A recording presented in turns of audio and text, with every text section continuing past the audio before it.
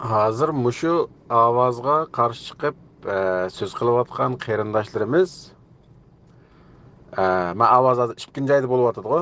Ikkinchi oyda Sharq Turkistonga qarshi chiqqanlar 5-chi oyda Dunyo Uyg'ur qurultiyi Sharq Turkiston ishg'ol qilingan zamin deb o'tirib chiqsa, shu vaqtda qarshi chiqa olamsizlar? Shunda bir niyatinglar bormi? Yoki u vaqtda xotin kishidek beshanglash tiqib o'tiramsizlar? Ikkinchi oyda Sharq Turkiston desa bo'lmaydi, 5-chi oyda desa bo'ladi deydigan mujna bir gap bormi? Bu xalqni bunda qalaymaqan bir kallasi yo'q dövangdek ko'manglar. Men so'zlayotgan insonlar to'xtab turma gapni qissam, men biror ming odam anglaydi ma gapni. Xalq meni mazoq qilmasin. Tashkilotlarni qo'llig'ichilarmi shunda qalaq, madaniyatsiz, gap tushunmaydigan, ikkinchi oyda Sharq Turkiston desa bo'lmaydi, 5-chi oyda desa bo'ldi deydigan shunda bangvash odamlar bu gap qilishdan burun o'ylab baqish kerakda inson. O'ttirliqda hech qanday bir ish yo'q.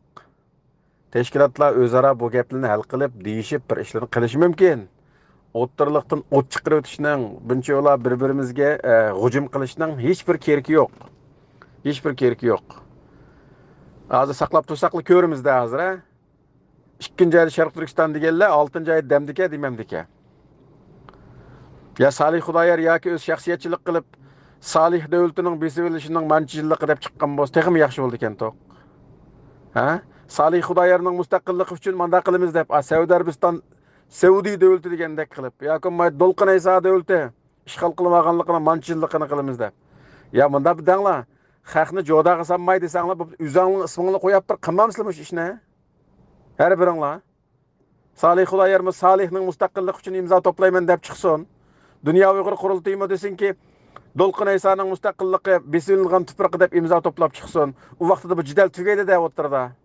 Bu davlatning ismini talishib, yeb, g'ajab urishqanning nim foydasi, nim haqqimiz var shuni qilishga? Uningdan mush ikki liderning ismini chaqiribla, mush ikkisiningki jidalga sepib jumamdoq. Bu tarixdan qolib qolgan davlat ismimizning keyindan g'ajab yurgandan mush liderlarning o'zining kendiligini g'ajib saqlab bo'lmamdi.